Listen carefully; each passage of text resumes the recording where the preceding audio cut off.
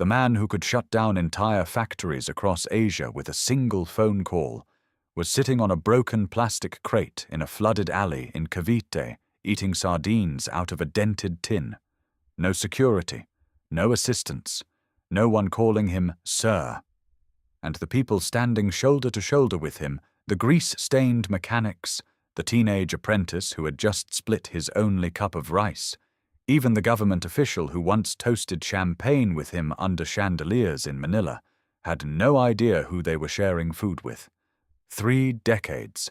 That's how long he spent building machines at Toyota that almost never failed. Yet here he was, ankle-deep in muddy floodwater, hands shaking from cold, watching a tiny roadside shop collapse in the rain and questioning something far more dangerous than profit. Why did a man who had everything feel like he had nothing?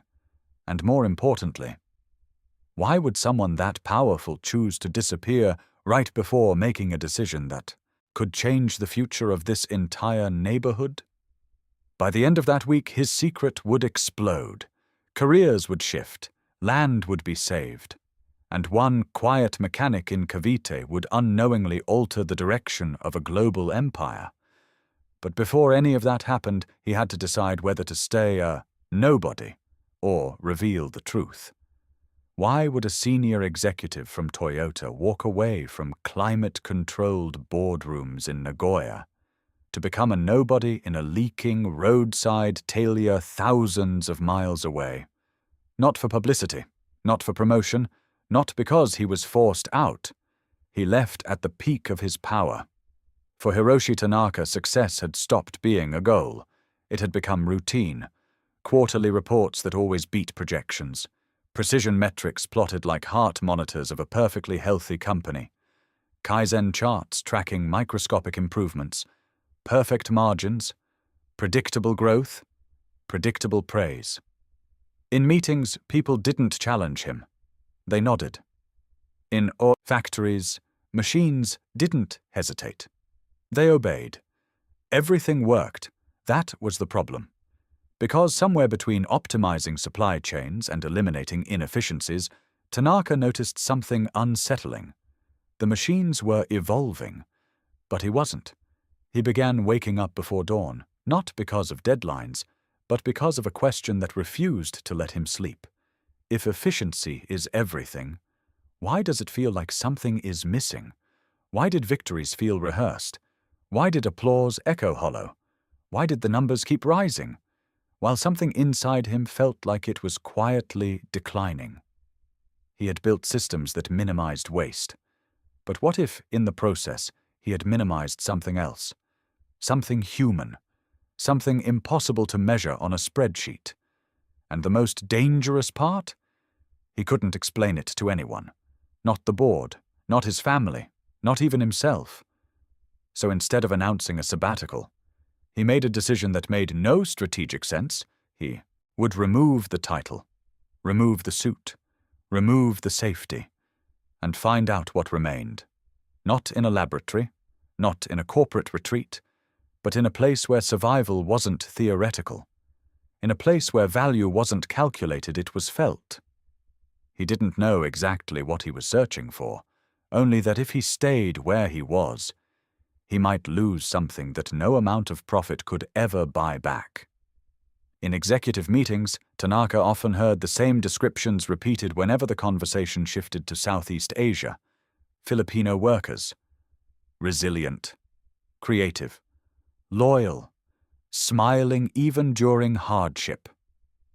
The words were always delivered with polite admiration, sometimes with numbers attached, productivity percentages, retention rates, cost efficiency comparisons. But something about the way the praise was packaged made him uneasy. Were they describing people, or just another reliable asset on a spreadsheet?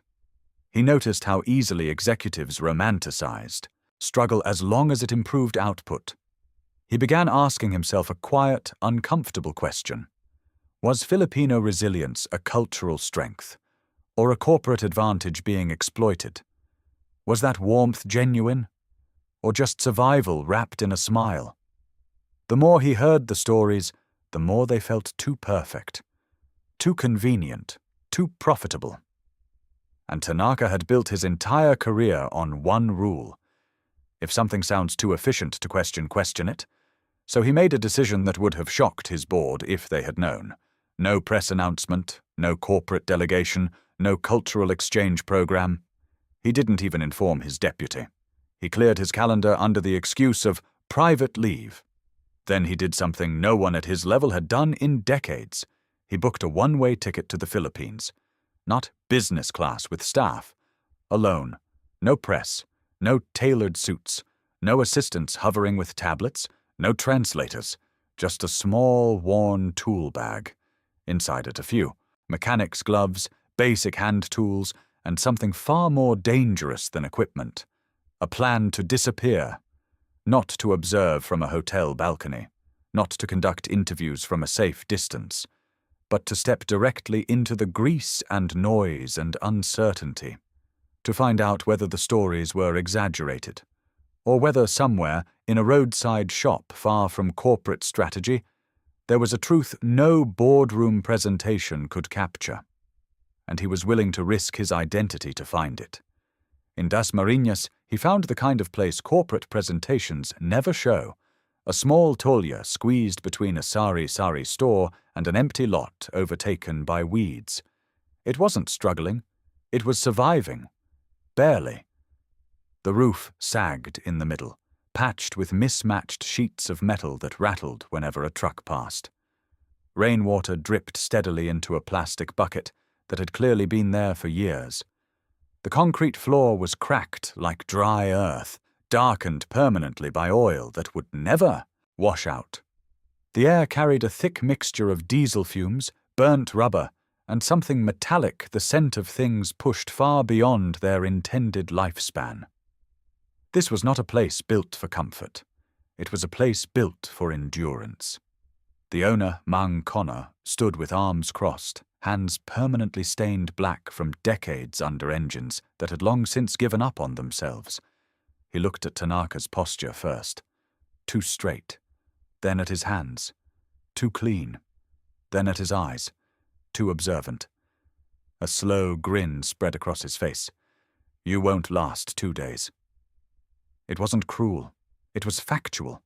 Tanaka didn't defend himself, didn't list experience, didn't mention engineering degrees, didn't correct the assumption. He simply nodded and stepped back. He didn't leave. Instead, he sat outside the shop on an overturned tire. One day, he watched how they dismantled engines with rhythm, not manuals, how tools were shared without asking, how jokes traveled faster than instructions.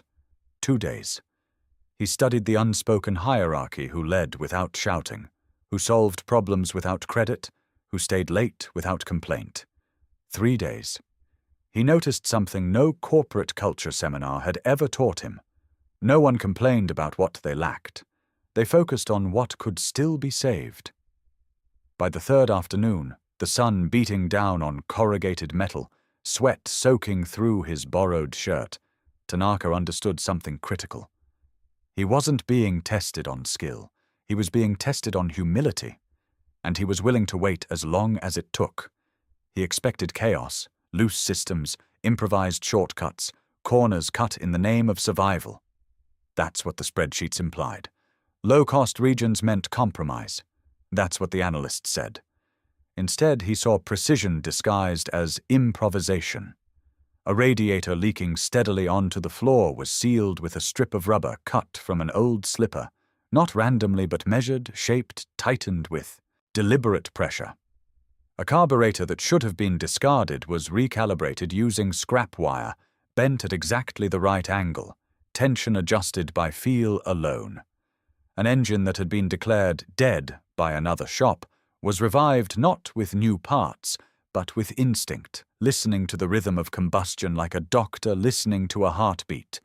No manuals, no diagnostic software, just experience sharpened by necessity. In Japan, broken parts were replaced. In Cavite, they were negotiated with, understood, persuaded back to life. Tanaka noticed something unsettling. Nothing here was careless. It was creative, The difference was enormous. Where his factories relied on supply chains, these mechanics relied on memory. Where his engineers relied on data, these men relied on feel. And somehow the results were working. Not always pretty, not always perfect, but working. He began to realize something dangerous. Maybe efficiency doesn't only come from abundance. Maybe mastery is born in limitation.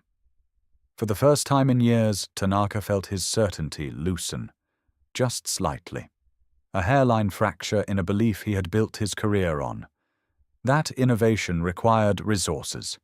Standing there, watching a teenager resurrect an engine using nothing but scraps and stubbornness, he felt the first crack in his certainty.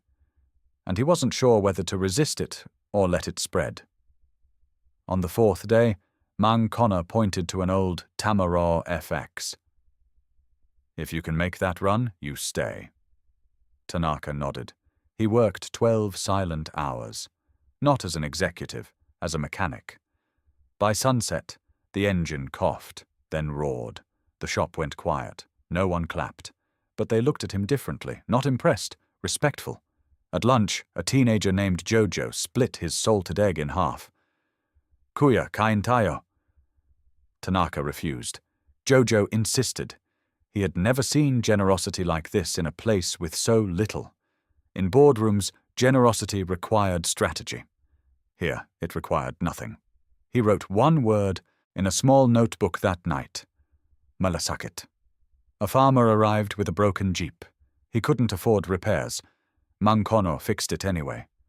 "Bayaran mo na lang pag may ani na." Tanaka stood frozen. In Tokyo, debts were numbers. Here, debts were trust. He began to question who was truly advanced. The man with the balance sheet?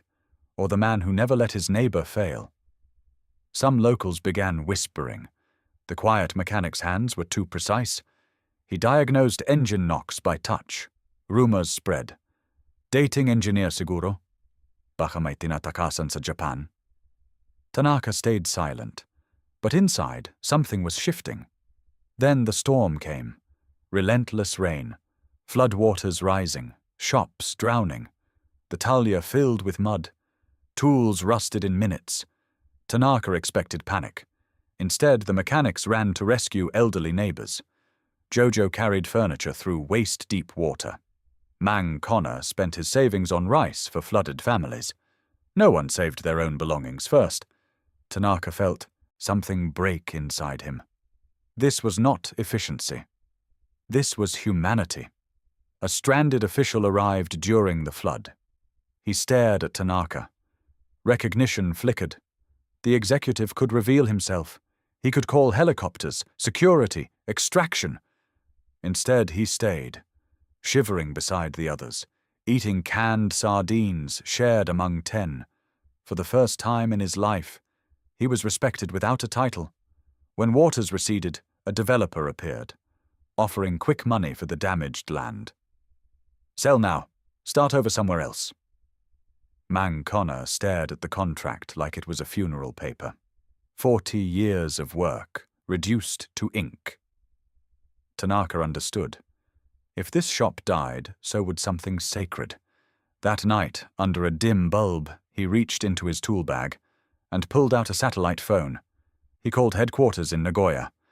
"I found the location," he said, "for the new Southeast Asian Innovation Center."